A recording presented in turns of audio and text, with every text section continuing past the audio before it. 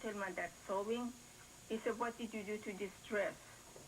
And he said, I don't know, we put the chemical and went through. So I told him, if he Does didn't that know... sound familiar, sir?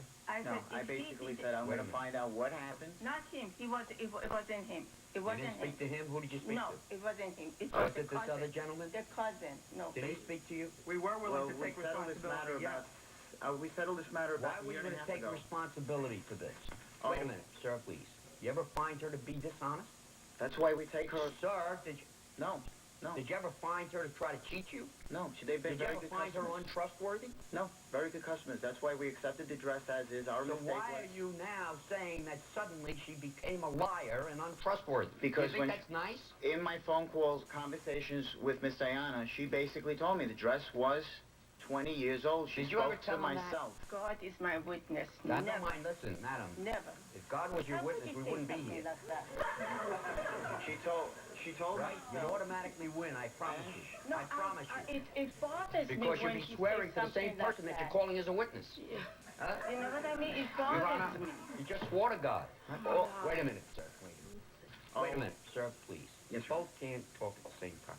Before we get into all these details, are you familiar with and do you work in accordance with the rules of the Cleaning Association? Absolutely. Yes, Your Honor. So I'm gonna, She's a very good customer. I don't care if she's a good customer. She's a good customer. You should pay particular attention to the rules. But if she's This is very... a good customer. You don't I know, want to but lose her. she's very Quiet, adamant. sir. Take a look at what I circled in ink. Look at that. What did it say? Your Honor, this is just a guideline. This is not like a basic rule. Oh, guideline. So did you follow, were you guided Well, by we- any rule? Well, What guideline there did was- you use, sir? there was no bleaching, bath, or extensive What spotting. guideline did you use when you dealt with this customer? Our basic guideline is the fact that we've been in business for well over 20 years. That's your and our guideline? experience- 20 years experience? 20 Step years up, sir. experience. Can I just say one thing, No, Your Honor? you said enough. Who are you, sir? I am Dan Eisen from the Neighborhood Cleaners Association. How long you been I'm in the business? 35 years. Are you familiar with the process that's necessary to clean garments? Yes, I and am, the Your Honor. precautions that a cleaner should take when they accept the garment to be cleaned? Yes. You familiar with the rules and regulations that's set forth in I this wrote that. guideline? Yes, Your Honor. All right, and you're familiar with it? Yes, I am. Have you examined this garment? Yes, I did, Your Honor. And have you ever testified before as an expert witness? Yes, I have. How many times? I'd say a few hundred times. So why don't you tell me, sir, what your All right. expert opinion is after examining this All garment? right, this garment was sent in to examine for the discolorations and also fading on the garment. This whole garment is discolored. You look across the whole garment, the hemline and everything else. Show it's me a complete- discoloration, please. All right, should I approach you? Yes, please. Take the gown up here and show me the distinction between fading and discoloration. And staining. Can you tell the difference? Oh, yeah. Show it to me. Here is under the arms. This Let me is see. staining. But it's also a form of a discoloration at this point due to chloride salts. They're all discolorations. One is due to perspiration, one is Well, due which to one is due atmospheric gases. Discoloration and which one is due to atmospheric On gases? the shoulder is atmospheric gases, and in the hemline is Well, how can you atmospheric tell the gases. difference between those two? Staining will be a more pronounced discoloration. Did you ever... Thank you very much, sir. I have one or two other questions I want to ask you. In all of the times that you've testified as an expert witness, sir, have you always testified for the cleaning establishment? Yes. How did I know that? And did you ever testify, sir, that the garment was discolored or damaged as a result of the cleaning establishment's negligence? Did you? No. No. Thank you very much, sir. Take a seat. Your Honor, Yes, if sir. I may, I was handling the whole situation. Things got out of hand. After you the noticed whole the thing, and staining I tried to settle out with her, and I started speaking to her son Isaac. Don't tell me what son Isaac said. I don't want to hear it.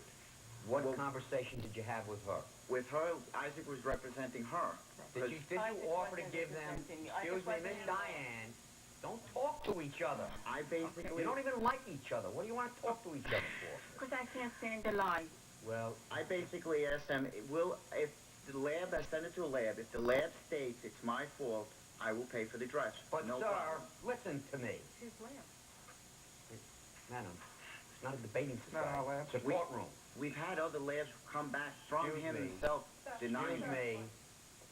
Didn't you hear what your expert witness just testified to? But not always does he rule in favor of me. A lot of times I send it to him to find out what exactly happened. A lot of times he rules against me, and that's when I wind up. His is basically Show a me guy. one report that you ever received from him where he ruled against you. We Show don't me have don't one. have those. We don't Don't have we have any any? with us. Show but me there one. are. I have them at the, Show me. I'm not All right. talking. Mr. Eisen, thank you, sir. Just I take a have seat. many that I shows that. understand. Show me one. Your Honor, can I just say something? I think that Mr. Eisen misunderstood you when you asked the question as Don't far tell as... me what you think. He misunderstood. No, He's the because when expert. he, no, Please, because when sir. he said... Don't tell me what another person misunderstands. say- Sir, the reason why I say no, that- I don't want to hear it. Thank you very... You It's cannot very tell important me. to the case, sir. Sir, It's very important to the what's case. very important to the case is to present evidence in the form that's acceptable to the court. A form that is not acceptable to the court is by one person telling me what's in another person's mind. That's unacceptable. So don't even bother trying. That's not admissible. Madam, Yes, do you think, Miss Diane, yes. that even if they couldn't clean the dress or the stains became a little darker, assuming you try to sell this gown with the stains that were on it before he attempted to clean it, do you think anybody would buy it? I didn't want to say that. No, and I know that you didn't want to sell. I'm asking you a question. You're claiming damages. You want $2,300 from this man No, I for don't a want... dress.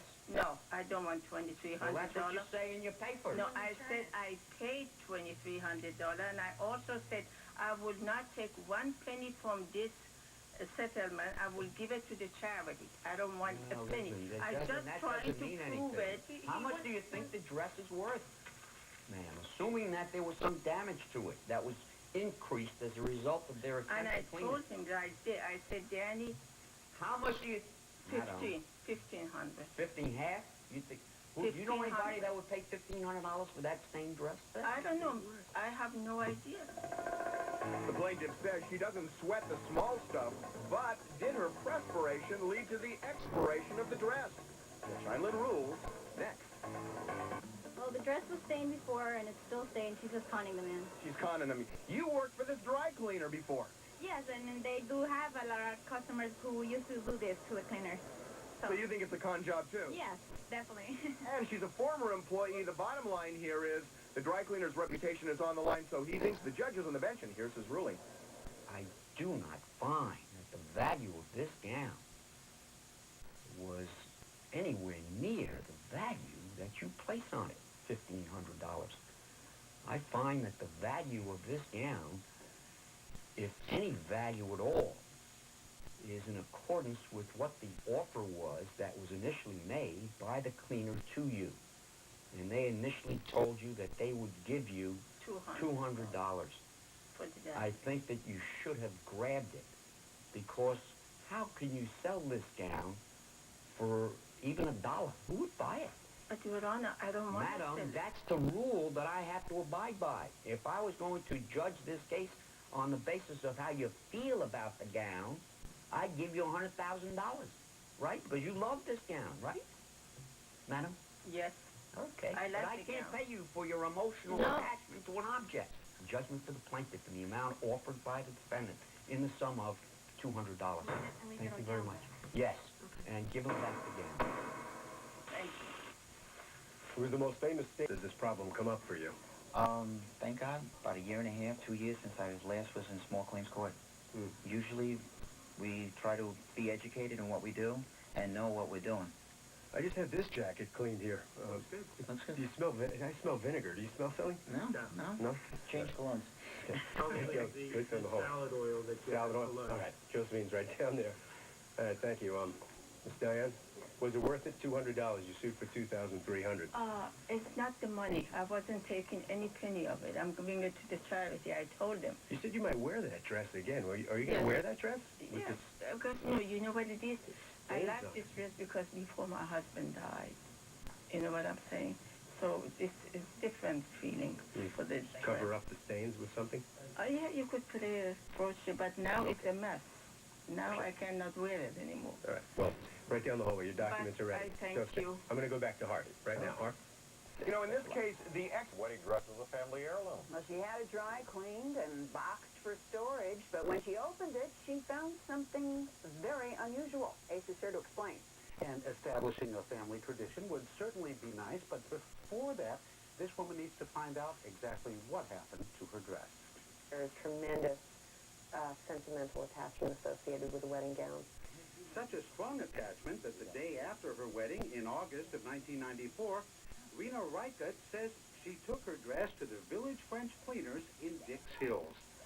They would dry clean it, press it, get out whatever stains they could from the wedding, and preserve it in a box so that it could stay in an attic for years and years until the next time it needed to be used.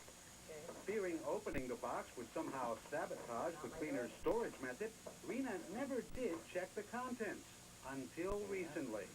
For nostalgic reasons, I opened the box, and I was very dismayed to find that it was not, in fact, my wedding gown. I had somebody else's dress in here. It's just an entirely different dress. Okay. I had short sleeves. This is long sleeves. I had a U-shaped neck. This is more of a V-neck. I had a long train. This is a shorter train. What happened to the dress? The dry cleaner says he has no idea. He told us his ID system involves 3 matching tags, and mistakes like this are rare. As for which customer might have Rena's dress, his archives only go back 3 years. Rena's records are long gone. Sadly, this could have been avoided. Dan Eisen's been teaching dry cleaning for 3 decades. You've probably seen his cleaning and stain removal skills on priceless museum gowns. He says a properly boxed bridal gown is cleaned and stored in acid-neutral paper that won't discolor it. There's no sacred seal, and every bride should inspect her dress.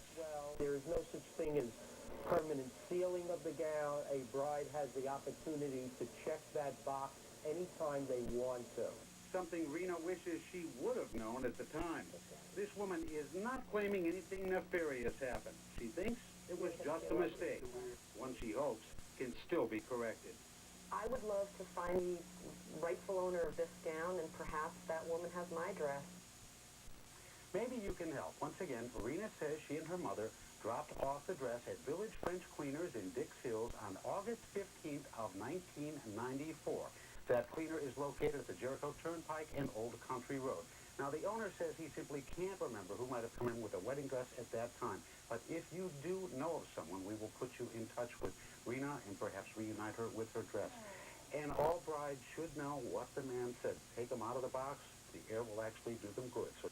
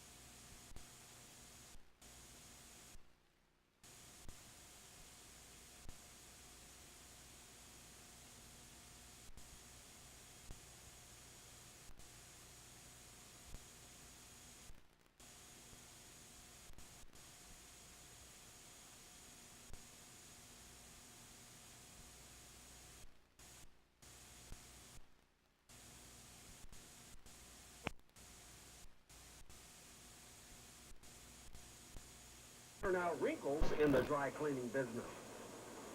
Mislabeling is part of classroom talk.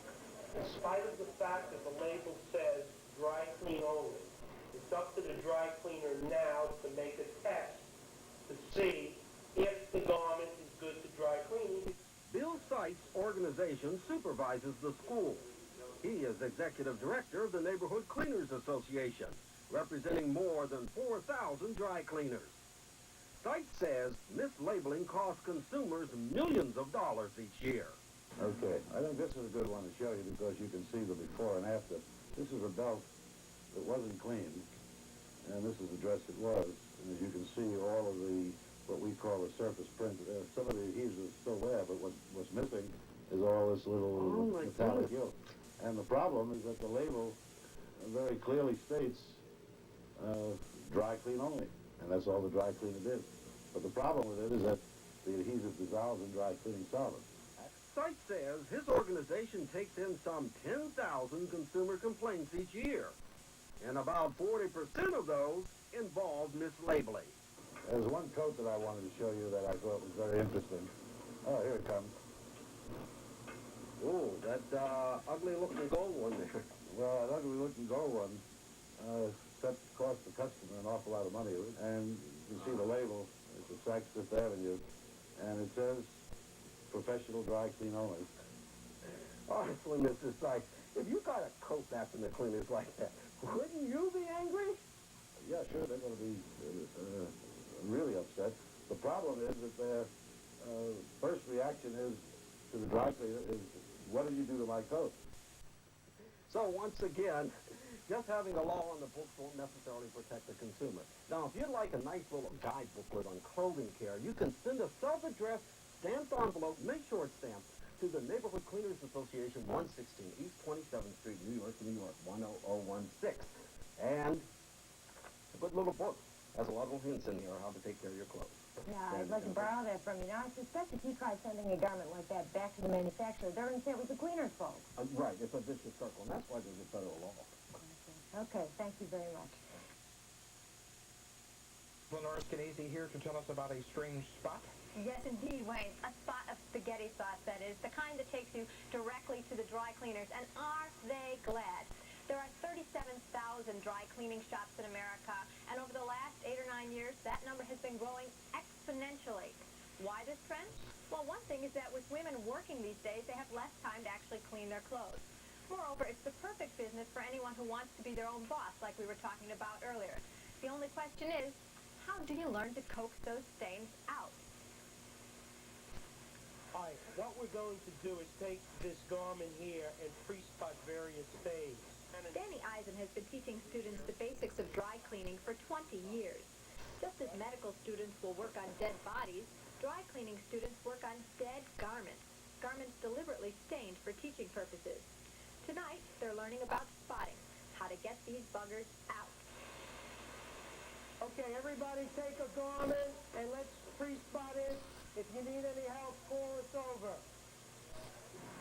In dry cleaning, all stains fall into one of two categories, water-based or oil-based. Cosmetics, ballpoint pens, paint are all oil-based. Food, dyes, medicine are mostly water-based. To attack these stains, students learn to use different chemicals. Well, some things like like paint, grease, right? The cleaning machine won't take it out, so you have to do the pre-spot first. In the beginning of our chemistry class, we had this acetic acid, oxalic acid, and all these different acids. Explain to me why you're banging on these delicate garments. It's called mechanical action, and what that does essentially is it breaks up the stain. The basic dry cleaning class meets twice a week for 10 weeks. After that, most students open their own shops, like Len Kleinfeld, the owner here. He graduated dry cleaning school in 1945. Right now we're in the process of cleaning all Mason's flags. They're getting ready for their Thanksgiving Day parade, and they're sprucing up everything that they have. We do their costumes, their flags, and everything else that has to be done. Would you be here today in charge of 27 people if you hadn't gone to dry cleaning school? It's over 40 years since I graduated the school, and I use something that I learned almost every day. Great.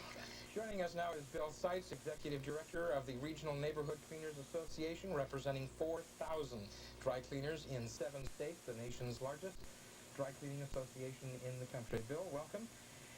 Do you really need to go to school? Doesn't hurt? Well, no, it helps an awful lot. There's another part of the Neighborhood Cleaners Association, and that's the school, the New York School of Dry Cleaning. That's what we were just watching. But what if you don't go to school? Can you still become a dry cleaner? Well, sure you can, but the question is, you see, the point is it's easy to go in the business, but it's difficult to stay there. That's why you want to come to school. Wait, it's difficult to stay there because you're going to be ruining everyone's clothes? That's right. Is that the idea? The business of dry cleaning is keeping people happy. You know, the clothes we're wearing, if they come back with spots or poorly pressed or damaged, are you going to go back to that cleaner? Obviously not. And yet most dry cleaners don't go to dry cleaning school first, do they? Maybe not first, but ultimately they do. Right. Finally, when they once they see what the problems are, sure. An awful lot of them do go first, though. Let me ask you a question. How much money does it take to open a dry cleaning shop? Average dry cleaning plant today, probably somewhere in the neighborhood of $125,000 to $150,000. And that's all the equipment, and then you can start right then and there. I heard this nice thing about dry cleaning is that at least once you've bought that, you don't have inventory, you don't have sales, you're not in sales. Well, you're not stocking anything, but it's an labor-intensive business, so that you got to know what you're doing. How do you know where to open it? I mean, in my neighborhood, there's already so many dry cleaners. Well, like every other business, there are demographics, population, income levels, competition, and so there's ways of figuring out. You got to do a little homework up. Oh, sure. Okay. 1-800-752-CNBC if you think you would be interested in opening a dry cleaning business. Stay with us. We're going to be right back.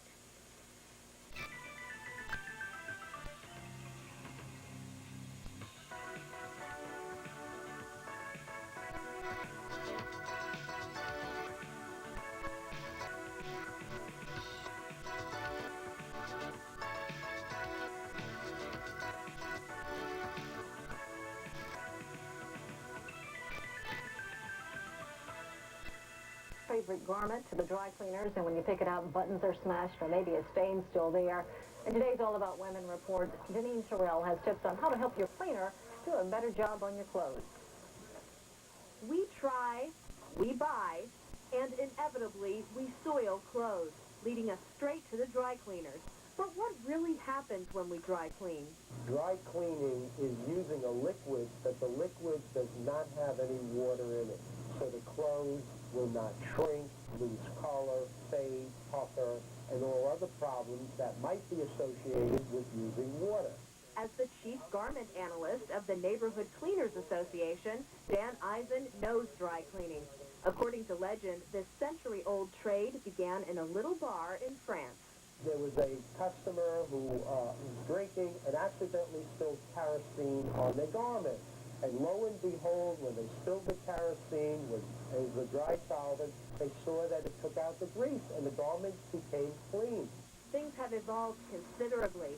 Nowadays, clothes are placed in giant washing machines. Okay, ready? Yeah.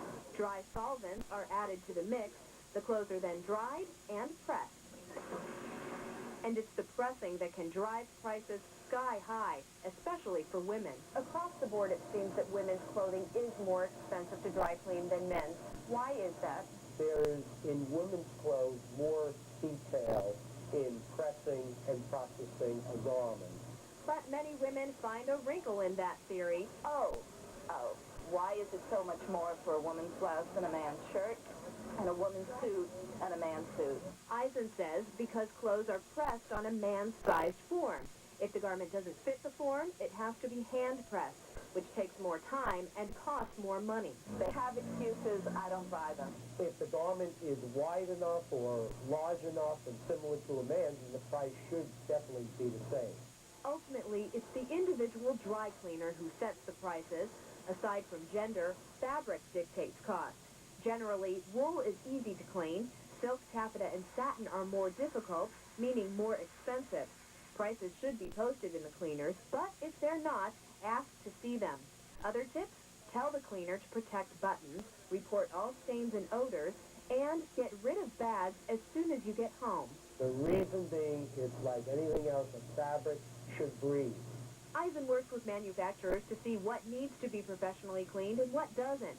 His advice, if the tag says dry clean, do it. Janine Sherrill, CNN, New York. Talk to both sides in this dry cleaning dispute. It was just knocked and potty-covered the building. Robert Morrison spends his days searching for that perfect script to produce. But few screenplays provide the kind of drama playing out in Morrison's very own building. Very dangerous situation. Morrison says something evil has invaded his Tribeca loft. Evil in the form of a chemical known as perk. You know, that there's Satan on our premises, and perk is, we equate it with Satan, you know, bad, the devil, whatever. Perk is perchloroethylene, the chemical most dry cleaners use to clean your clothes. Some health agencies list perk as a possible human carcinogen, and the EPA continues to study it, although the dry cleaning industry insists perk is safe when used properly. The perk Robert Morrison is most worried about is sealed inside this tank, which is sealed inside this dry cleaning machine, which itself was sealed shut by the health department last November. We've tested this machine, we've tested the store. Jeffrey Nam owns the dry cleaning operation 2 floors below Robert Morrison's loft. Last year, Nam spent $50,000 on what he believes is the safest dry cleaning machine in the city, the Real Star RS-473. He's convinced the perk that has his neighbors so worried is not coming from his machine. I would not intentionally create a hazard for myself, for my employers, or for the people living above me. The dangers are clear. Last year, a monitor sniffed around Morrison's loft looking for signs of perk. In my particular unit, it measured 12 times the allowable level set by state and city. And Robert Morrison believes perk is wafting up from the dry cleaning shop, threatening his health. He thinks thousands of other New Yorkers are at risk, too. There are 1,100 dry cleaners throughout the 5 boroughs of New York. 700 of them are in residential buildings. You won't find a drop of perk here. Diane Weiser runs a cleaning chain that is perk-free. Instead, Ecomat uses high-tech washers and biodegradable detergents to do the job. Weiser believes perk threatens the health of people who work at or live